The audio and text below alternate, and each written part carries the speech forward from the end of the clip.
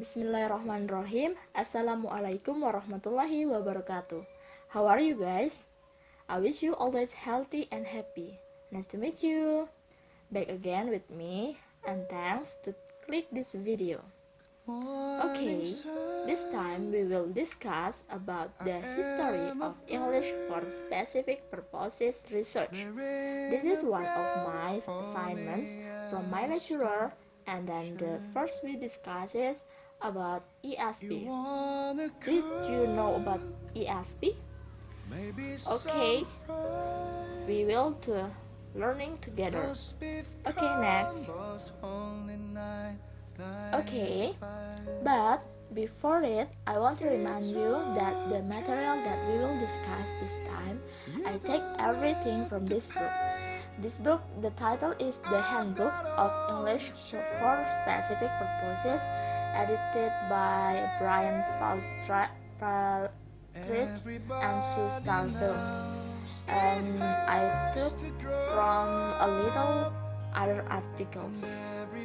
Okay, next we will to discuss about ESP. ESP is English for Specific Purposes, refers to the teaching and learning of English as a second or foreign language, where the goal of the learners is to use English in a particular domain. The teaching of English for specific purposes in its early days was largely motivated by the need to communicate across languages in areas such as commerce and technology, and because this began around 50 years ago as a result of pressing worldwide demands for fast-paced language training in occupational and professional settings. Rapid revolutions in theoretical linguistics and burgeoning pressures on schools and educators to focus on and to be responsive to learners' needs. It started within the field of English language teaching, or we call it ELT, but has gradually established itself as an autonomous subfield of applied linguistics, or we call it AL. Okay, next. And then this has now expanded to include other areas such as the first is English for academic purposes. We call it EAP. EAP is commonly known as academic English and can training students, usually in higher education setting, to use language appropriately for study. It is one of the most common forms of English for specific purposes. And the second, English for occupational purposes, or we call it EOP. EOP is a method of a second or foreign language teaching through which the learner's needs are evaluated, their wants are considered, and their lacks are addressed to develop their language skills for their academic or occupational purposes. And the third is English for vocational purposes, or we call it EVP.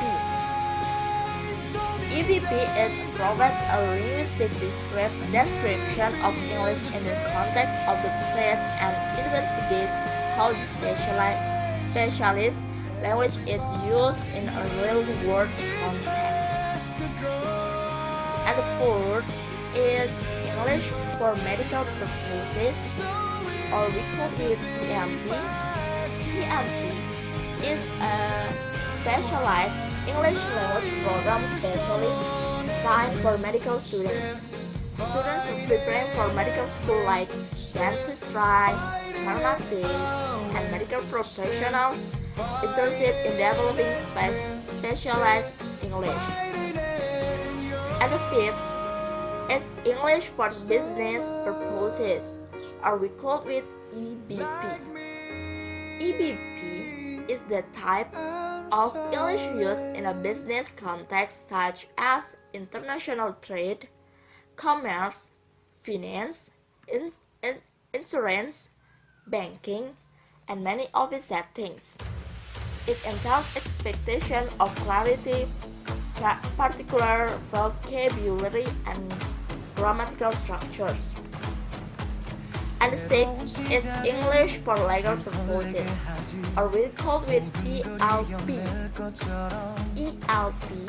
The aim of the course is to provide students with the vocabulary and structural skills of English for legal purposes, which will enable them to understand, interpret, and eventually produce text connected to legal topics.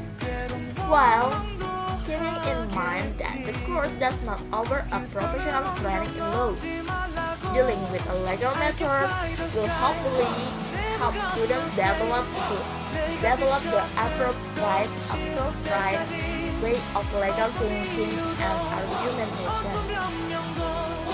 And last, English for socio-cultural purposes, or we call it ESP.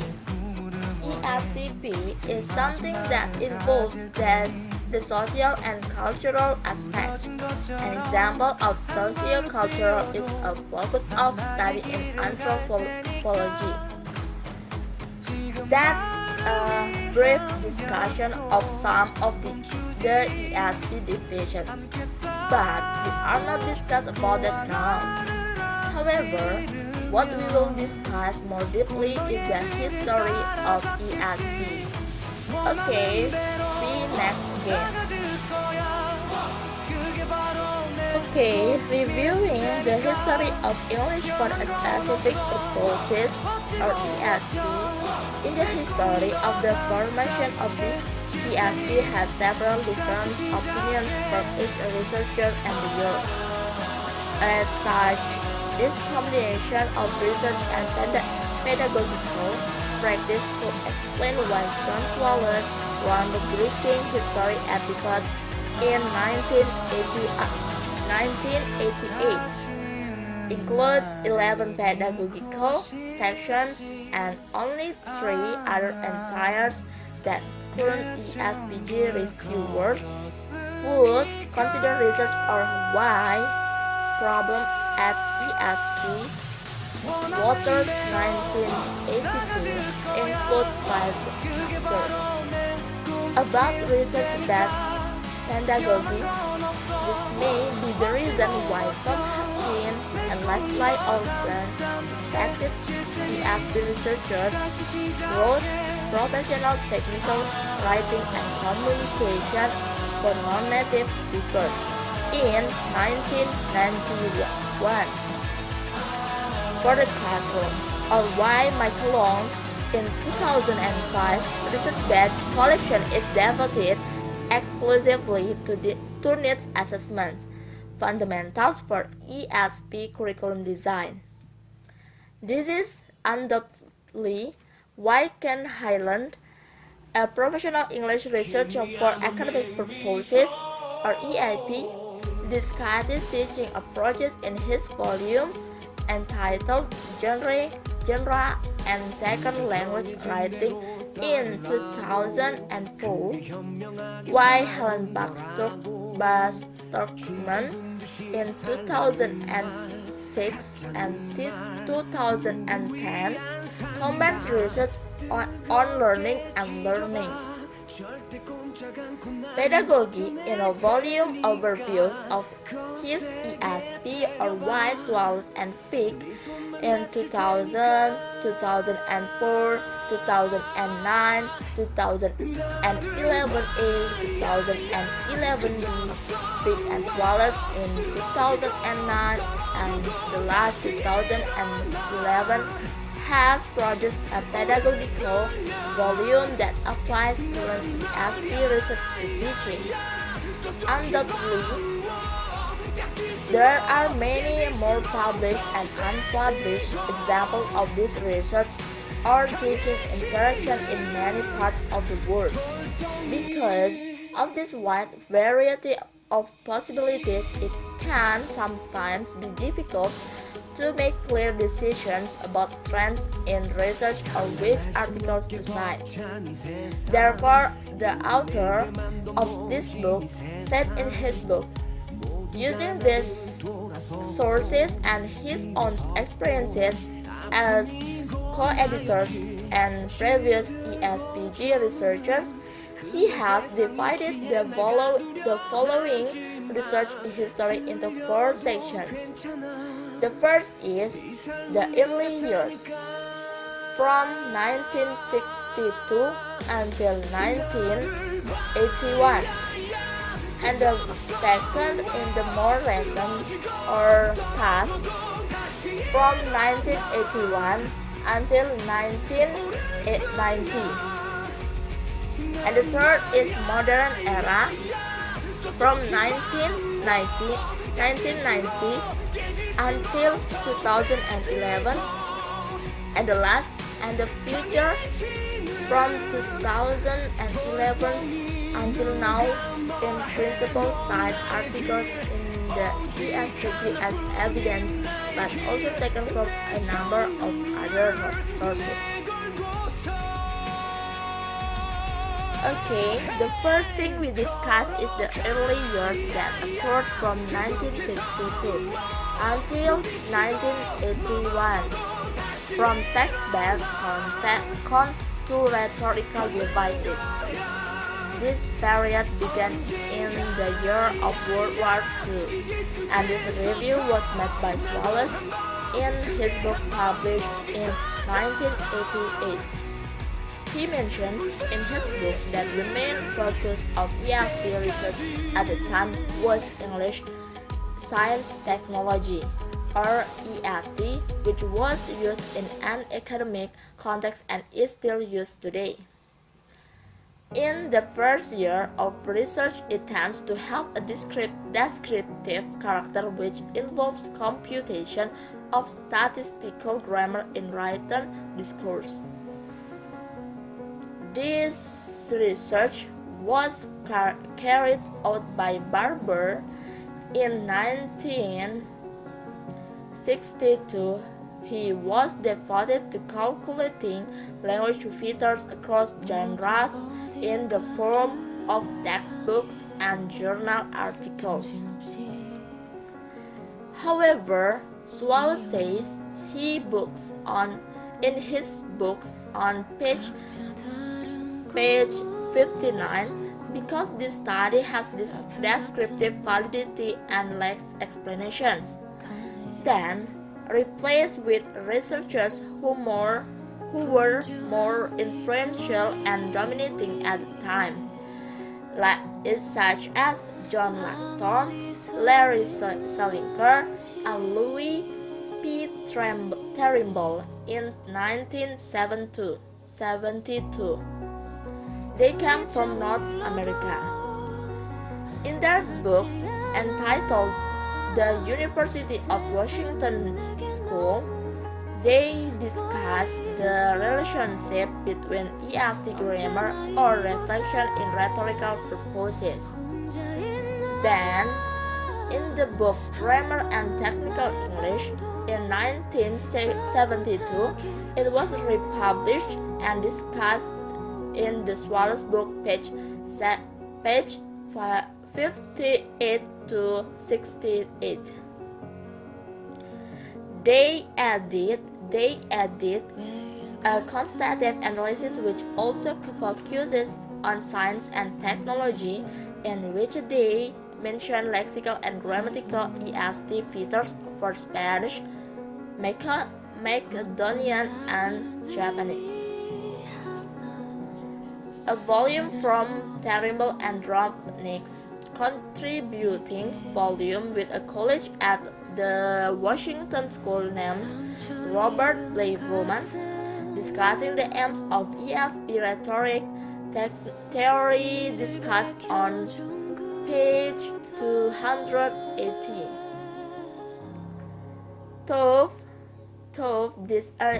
Though this is a review of ESP research, it is important to note that ESP course books, often supported by the British Council, as well as published and unpublished research, were being distributed widely in the EFL world, particularly in the Middle East and Latin America.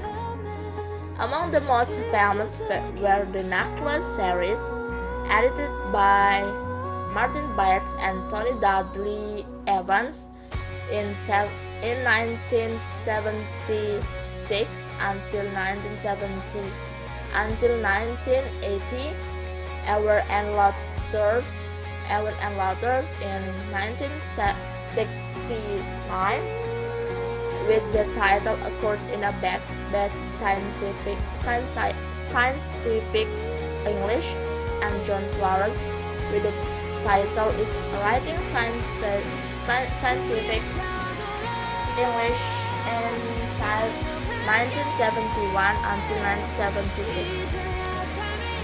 Okay, we next again with the new slide. Okay, we next with the more recent is 1981 until 1990, broadening the scope or introducing central concepts. The second historical period at ESP was initially limited by the work of John Wallace in his first seminar entitled Aspects of Article Introductions, and at England in 1981. However, towards the end of this period, the ESPG editors, John Wallace and Anne John, said it would help to expand the scope of the research journal because they considered it irrelevant for some of the TESOL community, and they said this in volume 6, page 3. You can see in the sheet. TESOL is teaching English to speakers of other languages. The attempt to widen ESP scope by the English for Specific Purposes journal was certainly made, and as a result, the 1981 until 1990 period may have been the most inclusive in terms of topics for published research and pedagogical practice. During this period, special issues of the journal were devoted to and others. In addition, submitted articles to issues that were not special predicted much of what was to come. The most frequently appearing of these topics are discussed below. Okay, the first is need assessment. During the publication of ESPG research, many large articles emerged discussing needs assessment or the core work of ESPG practitioners. And actually, this has been answered by several researchers, such as the first is West in 1984 is shown in her discussion of vocational ESL, or called with VESL. Research into student needs have become increasingly empirical, triangulated, and complex over time. And also Jacobson in 1986 also making new ground, concentrated viewpoint, the strategic rather than grammatical or discourse competence needs of students in a physical labs. And the last is Italian setting in 1988, used from Tarantino, used face-to-face questionnaire interview to measure the macro and micro level needs of 50 EST researchers and students. And the second is linguistic devices and their rhetorical purposes. This topic was a very popular throughout the 1980s, and this topic several researchers discussed the interest in linguistic devices especially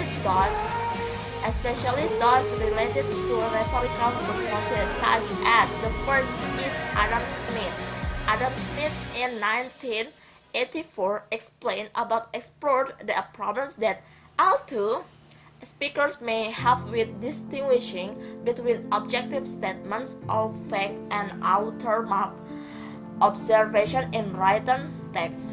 And Malcolm in 1987 explained about functional account of tense uses in the Journal of Pediatrics, and Hanania and Akhtar in 1985 study of the rhetorical functions of certain verb forms in biology,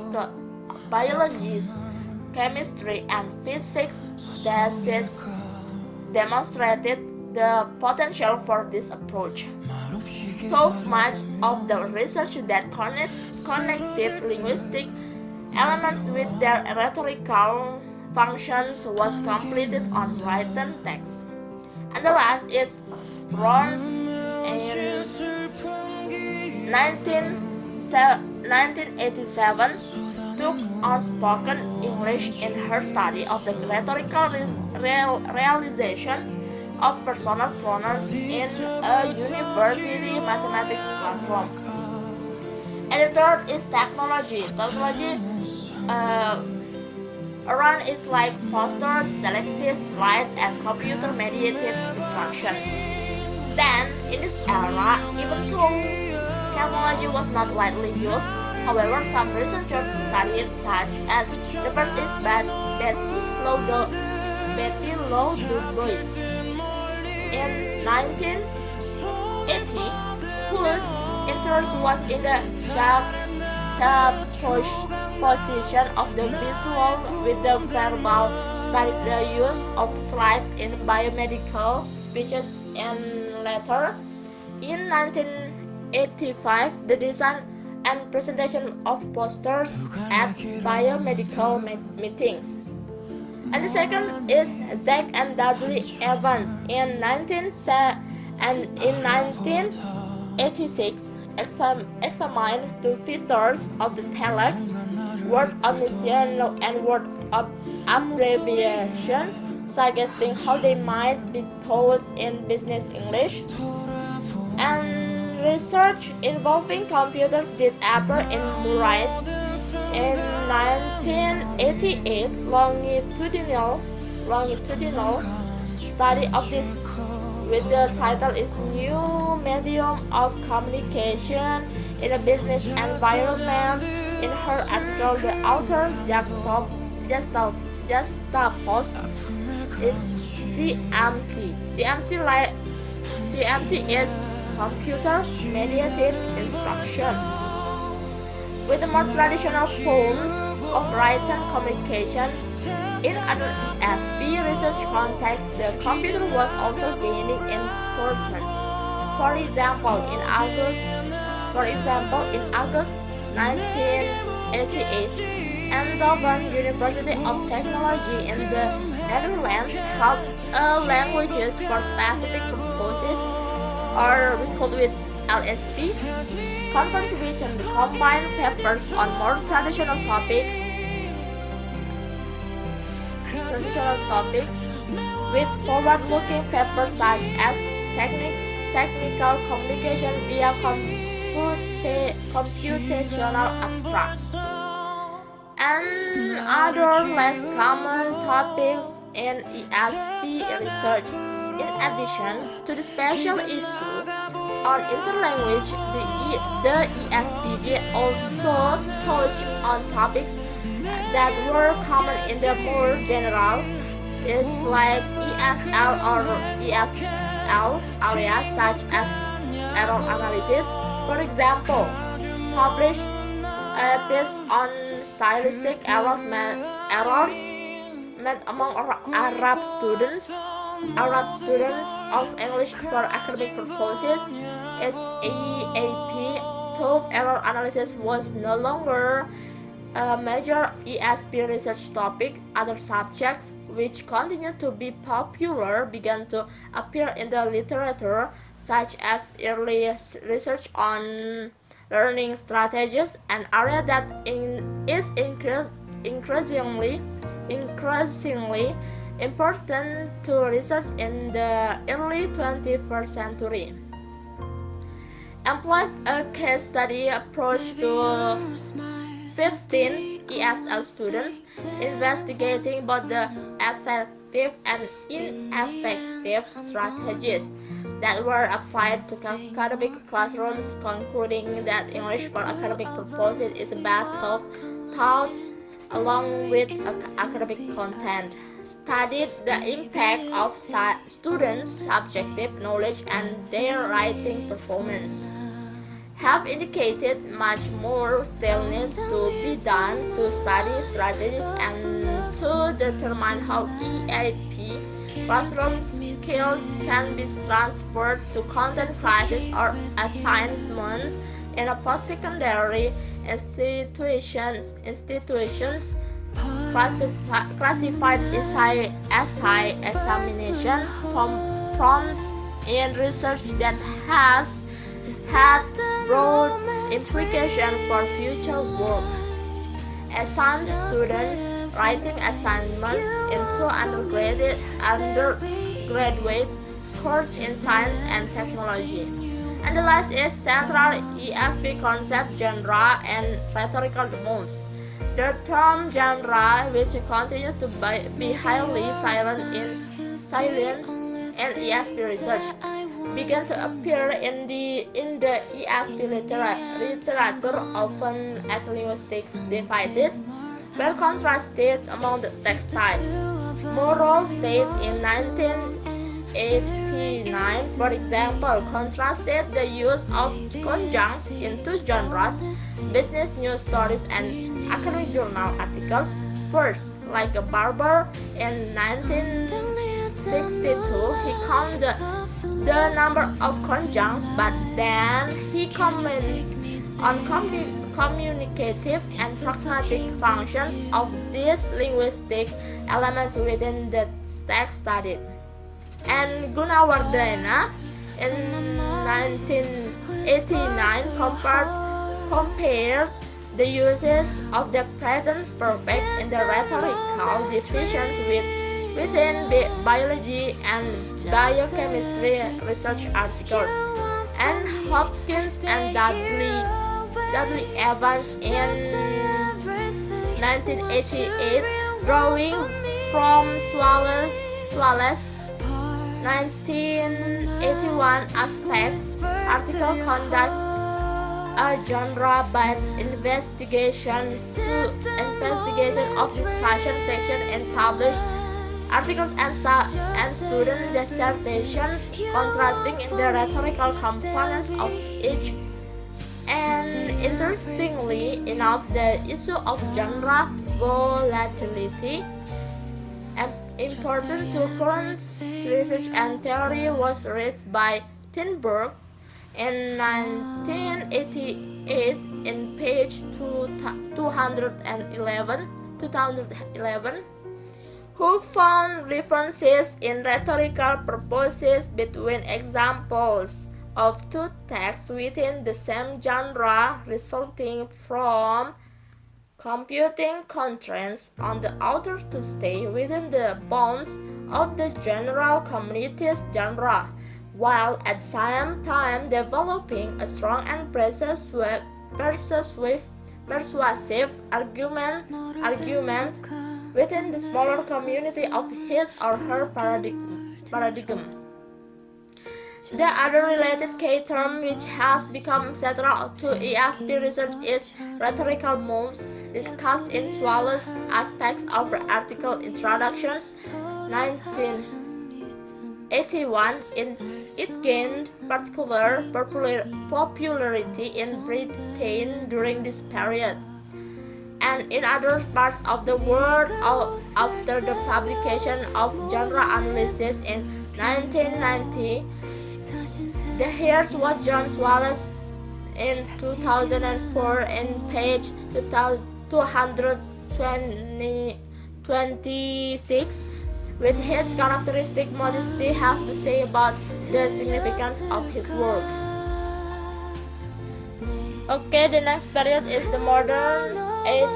From 1990 until 2011, new international journals, genre, and corpus study take center stage. The next period, 1990 until 2011, is identified here as the modern age in ESP. During this period, two new international journals appeared, both of which included research articles that might have been published in ESPG, the Journal of a Second Language Writing, or GSLW,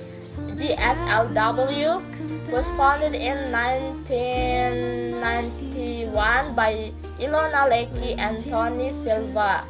Although many of its early articles focused on writing process or student errors, topics that have not been central to ESP research in the 2000s.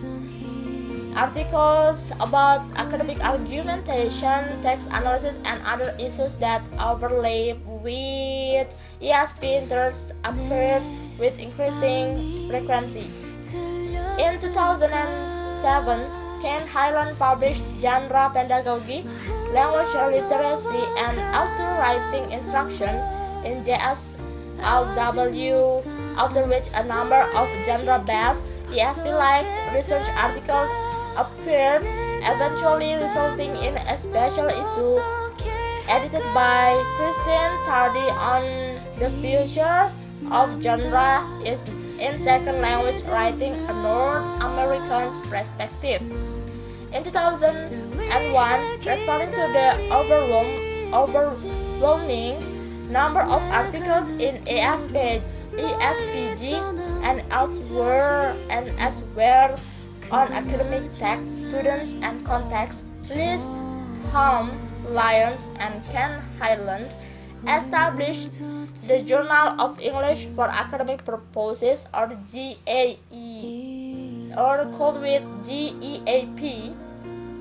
Though there are many examples of ESPG-like articles in this journal too will be offered as evidence here.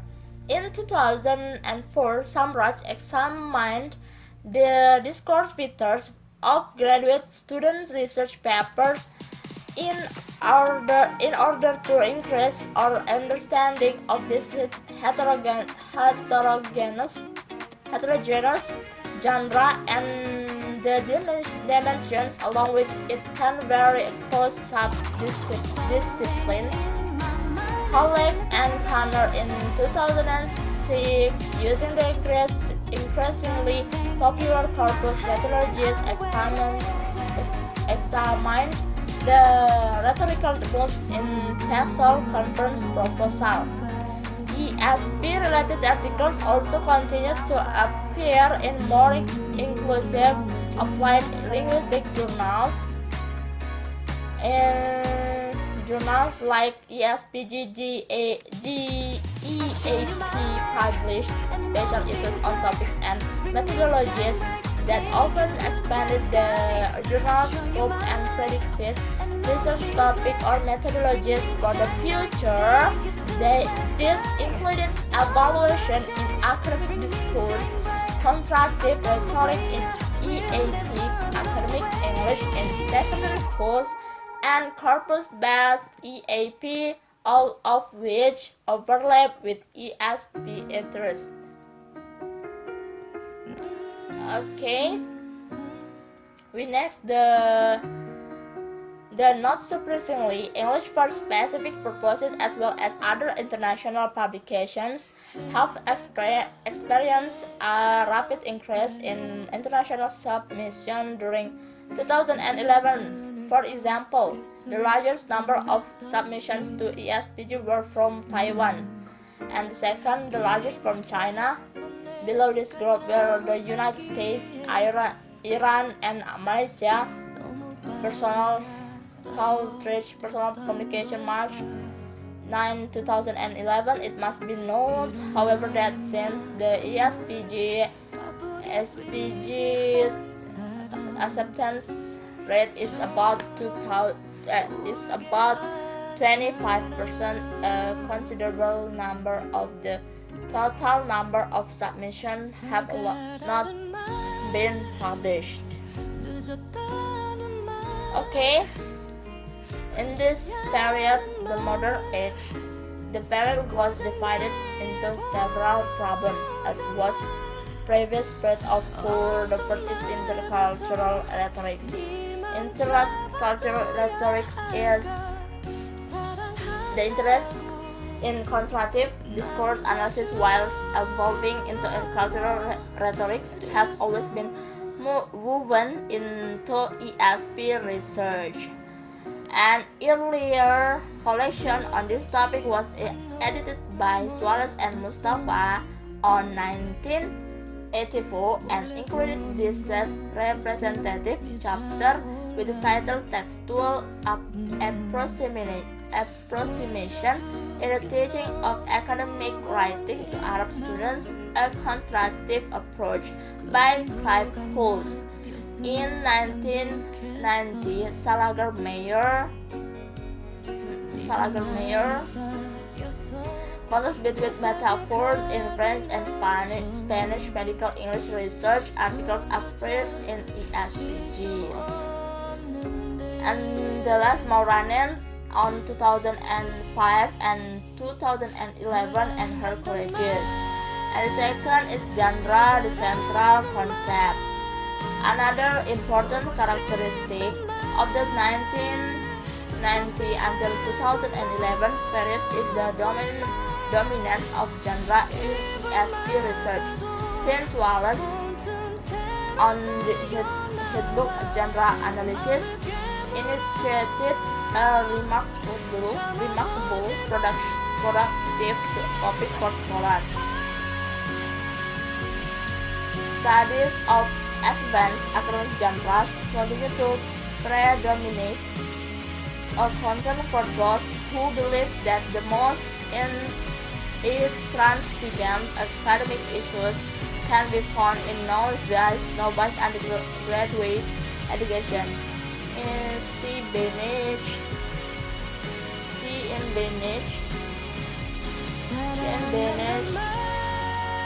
on 1996 and Jones on 1997. Okay, the second is Batias on 1993, 2004 and the last 2008. You can see anti-ESP conference on 1992 in the book. Salager-Meyer reported on his book with the title A Text Type and Move Analysis, Study of Verb Tense and Modality Distribution in Medical English Abstract and other. And the third is corpus studies. The first is University of Michigan's corpus of spoken academic English, McCasey. You can see in the book Simpson, Flake and Lecture on 2006, and the title Those Aspects of Text which explicitly refer to the organization of the discourse of or the writer's stance towards either its content or the reader. On the book Helen in 2005, chapter 109. And the last is prominent researchers. The first is analyzing genre with the title analyzing genre, language used in professional settings on 1993, and the Charles Bassman's historical studies, see especially shaping written knowledge, the genre and activity of the experimental article on 1988. You can see in the website www.education.ucsd.edu or Bazam's end. Okay, we next with the last period is Okay, this is the last period. The last period is the future. You know about future? Future is like our until now is the future. The period future. The future is what will the future bring? It appears that English for specific purposes is moving in the following directions. The first is international authorship, as it becomes more important for international scholars to publish in SSCI journals. An increasing number of quality submissions will be made from across the world, not only to ESPG but to other international applied linguistic journals that publish ESP-related books. And second is researcher roles. Researcher roles is because ESP has been and continues to be a practitioner movement that upon the research necessary to meet the needs, analyze the discourse and context of target students populations. Researchers will continue to view themselves as taking one or several professional roles. And the third is varied methodologies and triangulation. For those considering the central mandate of ESP and appropriate and through needs analysis, it might be best consult from Mike Long's extensive introduction in his collection on 2011 on 2005, devoted inclusively to needs analysis. And the fourth is multimodalities. Multimodalities is Gander Press 2000 on 2010, and his colleges have provided the applied in linguistics leaderships in approaching text and learning as multimodal. And the last is varied locales. Varied locales, it should be evident from this review that post-secondary academic texts, particularly those written by graduate students, have been the preferred sites for ESP research, perhaps because this has been the interest of some of the best-known ESP researchers, such as Wallace, Headland, Belcher, and Partridge. And then the last, the future of genre studies.